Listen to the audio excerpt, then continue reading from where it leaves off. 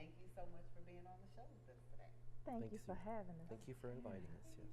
Anytime. So, where are you guys originally from? He just jumps right in, right? So I am originally from Mississippi, Where in Mississippi? What part? in Indianola, Mississippi, in the Delta, Sunflower County. Yeah. Where are you from? I hear the accent. You hear it? Because I have a little twang. Yeah, see, I have to try to control mine too. Being from West Virginia, I call it the backwoods hood, right? Okay. I have to control my accent too. Okay. I'll try to sound more professional I today. feel to give it everybody character. There's no reason to hide it. I like it. Thank you. So what are you all's educational background? Where did you guys graduate from? Ladies first. Ladies first. So I am a graduate of the University of Arkansas at Pine Bluff. I graduated there with a mathematics degree. I also did pre-engineering. And then I went and got my master's also from the University of Arkansas at Pine Bluff. And later on, I went to North Carolina A&T, or Agricultural and Technical State University. So we had that Agri Pride and the Golden Lion. So that's where I received my electrical engineering degree, and I received my terminal degree at A&T. Okay. Yeah. What about you? Very impressive, Doctor. Yeah. Thank you, Dr. Rookstool. I went to Mountain State University for the first few years of my undergrad education. Then I transferred to Concord University in Athens, West Virginia for a bachelor degree. Triple major with a minor. Majored in sociology, geography, social studies, and a minor in history. Then I went for a master's degree at Marshall University, Thundering Herd, Huntington, West Virginia, for my master's in sociology with a minor in two minors actually, psychology and geography. And then I got my PhD at Walden University, and that's in sociology. Well, actually my specialization is sociology of spirituality in higher education. Well, that's really deep. Good. Yes. So what brought you guys to Lane? Still ladies first. Yeah, sure. So what brought me to Lane College? It is my love for HBCUs. We were living in North Carolina before I came to Tennessee. And so it was something about moving closer to home without being at home. So Tennessee is that wonderful state. And of course, wanting to incorporate the HBCU and then a Christian background as well. And Lane College was ideal. It was like a perfect mix. Perfect mix, absolutely. So yes, that's what brought me to Lane. Okay. Yeah. My turn? You know, I just remembered about your family that you're related to in North Carolina. I know your family, the Chavises. The Chavises, Yes. absolutely. They're pretty famous in West Virginia too. Awesome. Yeah. I had to meet them because yeah. that's my husband's family. Right, So right. I had to meet their Right, side. right. Repeat the question. What brought you to Lane? Well, I'll tell you, it definitely wasn't an ideal at first, but it has grown on me in the past 6 years.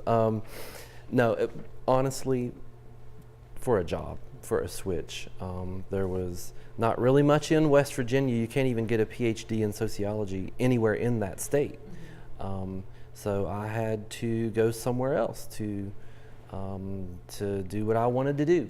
And I read up on Lane College before I came here, and I have to say that I really like Lane College. It feels like home now. Absolutely. The first year or two was, not really my ideal. It wasn't my ideal, but it has grown on me, definitely. And I've learned a lot. I've learned a lot too. I think that's the thing about Lane. It has to grow on you. It's nothing you can just come into.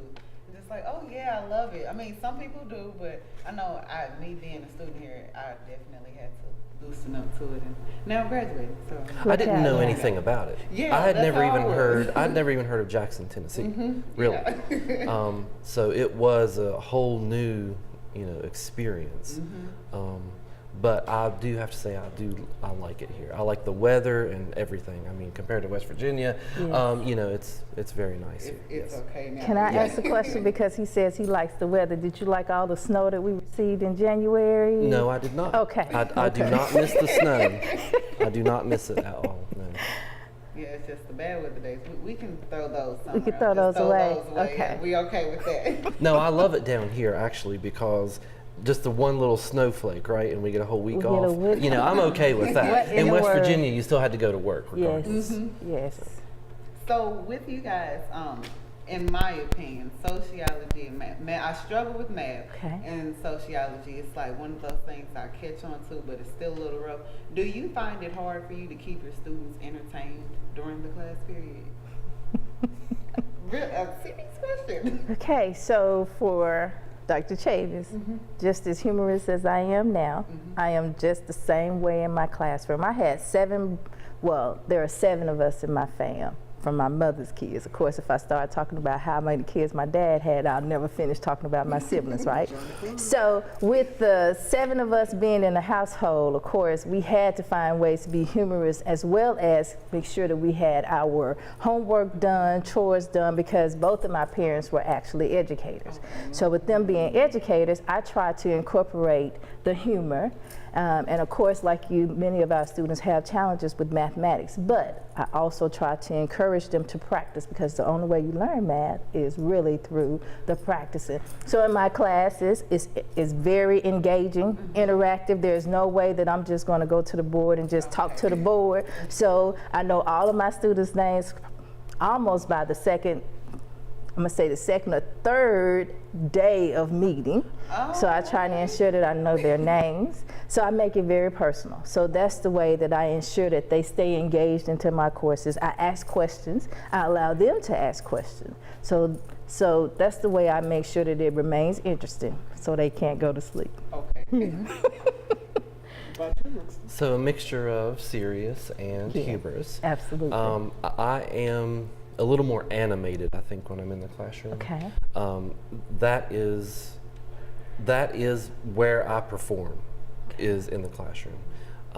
I save all of my energy for the classroom. Yes. And I put all that I have into each class. And I think just by being myself around students, they know that they can be themselves too. Absolutely. You know? Yes. And I invite students to be themselves in my class. I concur. Yeah. Yeah. Well, we're going to wrap up this half of this segment of Live at Lane. We'll be right back.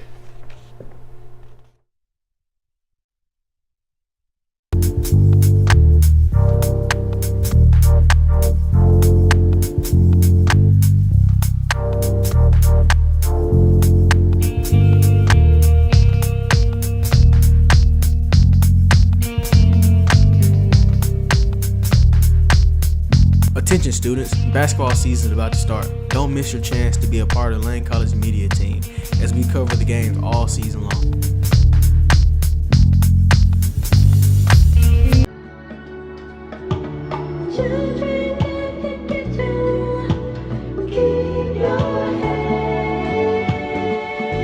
La música de Harry Fraud.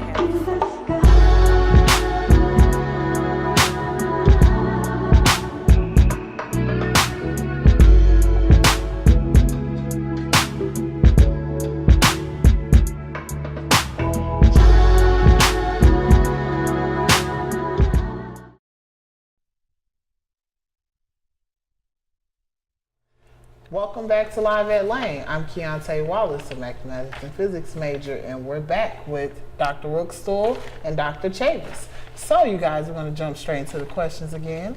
What is one thing that you would like to do on your bucket list that you would like to share?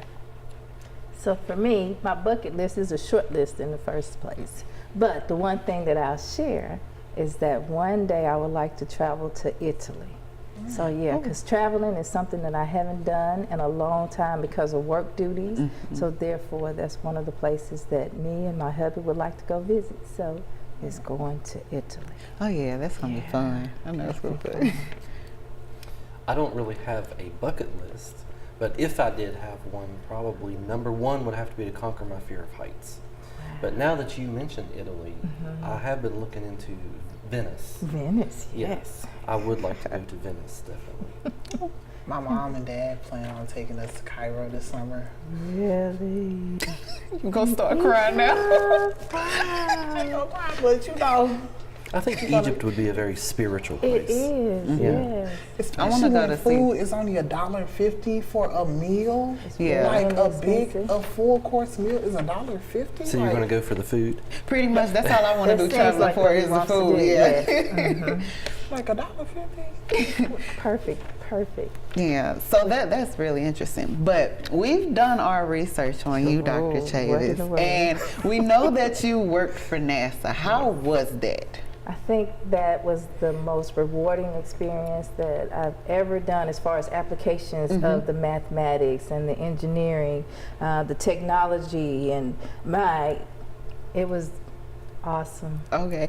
Do you Yes. have goals of any of your students, obtaining an opportunity like that? Absolutely. I've already been urging one of the students. We had a webinar, which was one of the things that I talked to Miss Tate in Career Services about doing some webinars from NASA. And so I got her connected with one of the young ladies who's in recruiting at Marshall Space Flight Center, and we Oh, just man. did a recent webinar for STEM majors. And so one of those young ladies, I definitely urged her behind the scenes. I said, I need you to apply Yeah. for some of the internships that's at Marshall Space Flight Center. So That's yes, good. so absolutely, I definitely have an interest in our students to pursue the STEM field. Oh, yeah, Yes. that's good. We need more of us in the STEM field. Absolutely. So, Dr. Rookstool, we got your question. What is oh no, my bad. Dr. Rookstool, you have an event coming up with the sociology department. Could you elaborate? We have a few events coming up. In April, the second Friday, we're planning a research day, and that's for the whole community, actually. So for professors as well as students to bring any kind of research that they've been doing to talk about it. And it will serve as a peer review type of atmosphere. And I hope to work that into the sociology curriculum next year. Yeah. And maybe that be sort of a capstone project. Okay. And I think we have something. Hattie Lou Theater might be coming to in April also to perform a play. Oh, yeah, I'm going to that then. I'm going. I want to go to that. I heard about Miss Hattie. She was the first African American. Well, it is Black History Month, So I love Black History. Listen, Fact. For the last Sprinkle. day of the month. For the Today last ends it, day yes. of the month. Miss Hattie, she was the first African American supporting actress to win the Academy Award. Look out now, you know your facts. Right. Woo-hoo. So, look, So what are some changes or improvements that you all would want to see within your departments? Okay, well, within my department, of course, it's the mathematics department. I would like to see more of the homework assignments being utilized through online tools. Right now, we use a lot of the paper Yeah. technology, well, just paper, pen and paper. So if we incorporate more of the electronic tools or electronic resources, that would allow us to use more homework-based assignments through the online tools. So I feel that makes it a lot easier for me personally because I'm a visual learner, so it's like I know if I can actually, see it, click it, do it, then I'm like, okay, well, I understand it rather than, you in the class, you teach it to me and I'm just like, okay, I done wrote it, but I really don't remember what it is that I was saying. So I think that'll be pretty good. Awesome. Okay. What do you think, Dr. Rookstool? In sociology, well, I guess I sort of already alluded to it about making some changes in the department, maybe incorporating a capstone project, which I'm sure students are going to be like, oh, no, but we do need a little more hands-on. Absolutely. Absolutely, yes, we do. In all the departments. In all we need departments. some sort of forceful, hands-on application, especially at a liberal arts institution. that's correct. So maybe we'll be doing some collaboration. I believe that's necessary. Yeah, I think so too. Yes. I mean, because math is part of the sociology curriculum that's too. correct. Yeah. I concur. When the mathematics student, it's only a few of us. If you look at you crazy, then hey. But even for me, when I was finishing up, especially looking at some of the undergrads at A&T, they had the capstone projects. They had the senior projects, essentially, where they had to incorporate different disciplines, especially from an engineering perspective. They had to do electrical, mechanical, civil, industrial. All of them had to work together on the project to ensure that they were prepared for the next level. Because once you go to the next level, you're going to have to work with different disciplines, and it just won't be mathematics, Keyontae, or it just won't be sociology. You will have to know how to work with interdisciplinary studies. So yes. Yeah. So being that you brought that up, what inspired you guys to get to where, well, who inspired rather than what? Who inspired you guys to get to where you are today? Okay, so for me, I guess I would have to say I didn't have an option. My mother was one who said, you will do educational things no matter what. And so she is the first person that I would have to say is the main person that pushed me to who I am today. Secondarily, I would have to say a couple of my instructors. I had wonderful mentors along the way, and they were instrumental in who I am as well. And then I have to say Dr. James, who was my math professor at the University of Arkansas at Pine Bluff. In my mind, I would never be a teacher because my parents were teachers, and I said I would never do it, and I don't want to talk about education. But he said you should have a plan B no matter what. So I had a math degree, but he said add the education, because you'll never know if you're needed for a backup. And so I added the education, and then after I did my student teaching, loved it, loved teaching others. So therefore, I would have to say my mother, other mentors, and especially Dr. Frank James from the University of Arkansas at Pine Bluff. Yes. For me, probably my grandmother, since she was the one that primarily raised me. And she started educating me before I even went to kindergarten. I already knew how to read and write and everything before I went to kindergarten. And so I felt like I was pushed in that direction. And I knew I always wanted to be a teacher ever since I was 6 years old. I knew I wanted to be a teacher. So to me, it's a calling anyway. So I would have to thank my grandma, and there's a few professors that I could thank. Dr. Danette Light, who lives in Virginia, and she's my, and Dr. Joe Manzo also. I always said that I would adopt both of their methods, and they were very different from one another, and I wanted to incorporate both of their methods, and I think that they would be proud of me if they saw me today. I think so. Yeah. Yeah, pretty cool teacher. I think so. Well, that's going to end this segment of, Live at Lane for The second season. We're going to wrap this segment up for Live at Lane. We'll be right back. We might be getting canceled after this.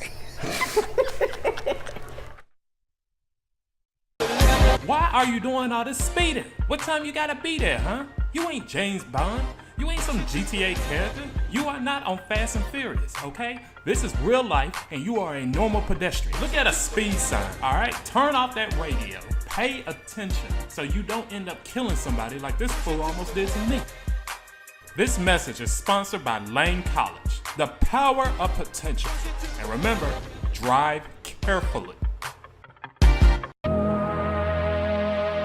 Come on a journey with us to a world connecting you to your college. With a world that is changing at a rapid pace and is technology driven, the Mass Communication Department provides valuable news and information to the public, providing commentary, entertaining through film, radio, television. You can count on the Mass Communications Dragons to keep you on your toes and in the know of the latest activities going on campus on all social sites. WLCD, the voice of the Dragons.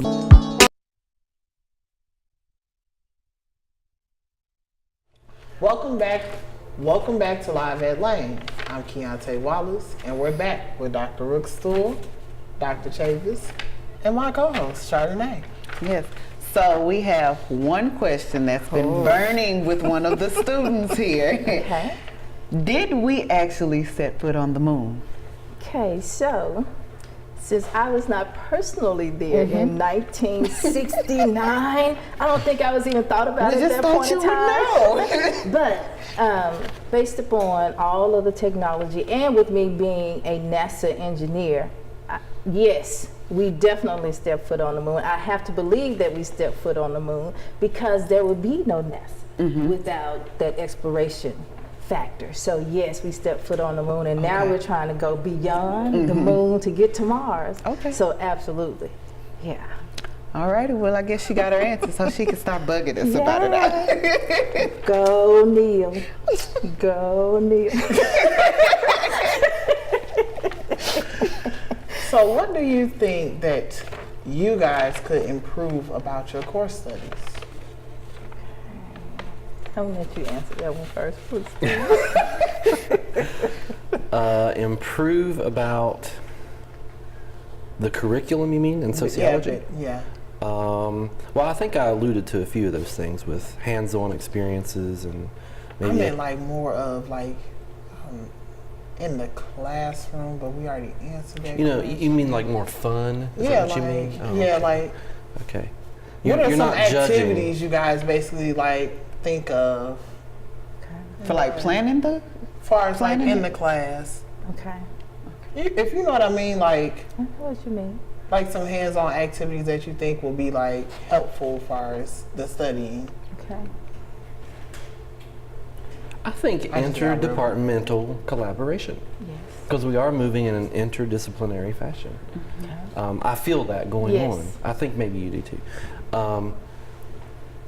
Maybe making it more apparent about the connections among the classes rather than students taking a bunch of classes that they think is unnecessary because only 1/3 of their degree is their major. Yeah. And so 2/3 feels kind of pointless in a way, right? So I think maybe drawing the connections, making them more clear that there is actually a lot of connections among all the disciplines. Okay. And that's how I do teach a little bit of math in the research methods class. That's the only one that I do that in. But I use sociology in place of those variables Yes. to make it more realistic. Okay. Awesome. Yeah. If I could piggyback off of the connecting aspect, I'm teaching Algebra 2 this semester. And we're talking about graphing rational functions, right? What are rational functions is fractions, which a lot of people hate fractions. So like you said, that you have to see it because just talking about it is not enough, so you need to visualize it, correct? And so I hate for students to use a phone in my classroom for any reason other than for educational purposes, right? And so this semester I allowed them to use their cell phones as well as me using my iPad to go to Desmos.com. It's a website where you can actually graph, and it will do it instantly. So since we were talking about fractions, asymptotes, vertical and horizontal, all that math stuff, so we were able to show them using technology, a hands-on activity right in class so they can make the connection between, Dr. Chavis, this is what you mean by an asymptote, where something is approaching it, but it never actually crosses it, right? So we were able to show that to them in class. So those are the kind of things that I would like to improve upon the curriculum, is using more of the hands-on activities. Definitely doing the incorporation across the disciplines, that they're interdisciplinary. So that's how I work on the math department. Okay. So we spoke a little bit about it earlier, about you pushing one of your students, to apply themselves. How do you all go about finding internship opportunities for your students? Okay. So for me, I utilize my connections. It's networking. That is the most important tool that you can ever utilize for internships. So the networking. My research background allows me to know that there are numerous websites that are out there, so you have to do your homework, even for internships. So those are the main two ways, the networking as well as doing my research, doing my homework on finding out which companies are related to my disciplines. So I have a list of companies that are definitely math-wise, engineering-wise, that I can just easily pull up. And so if a student is interested in these type of companies, here's a list. So let's do some background research on these companies, and we're ready to rumble. Get your resume ready, and let's submit the applications. So yes. Well, you kind of stole my answer I there a little did. bit. Yeah, you Because they did. have to be similar, right? Well, I've seen so many differences between us, but now I'm seeing some connections too. Yay. But making connections, networking, that's what I've discovered that just in the past year.